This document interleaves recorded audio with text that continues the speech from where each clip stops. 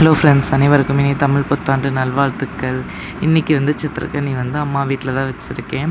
நான் வருஷம் வருஷம் நம்ம வீட்டில் வச்சு தான் பழக்கம். பட் நம்ம வீட்டில் இருந்ததுனா நான் ஈவினிங் தான் வச்சு எல்லாம் பண்ணுவேன், சாமி கும்பிடுவேன்.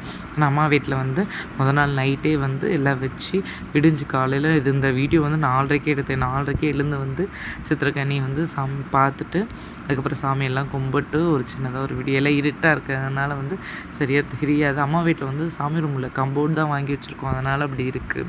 அப்புறம் மார்னிங் எழுந்துக்கோ எல்லாம் போயிட்டு வந்ததுக்கப்புறம் மதியம் சுட சுட சாதம் தான் செஞ்சுருக்கேன். ஸ்பெஷல் இது தேங்காய் பால் சாதம் பட்டாணி போட்டு செஞ்சுருக்கேன். இது கூடவே கச்சாயம், வெண்டைக்காய் பொரியல் ப்ளஸ் கத்திரிக்காய் வறுவல் சூப்பராக இருக்கும் பட்டாணி சாதத்துக்கும்.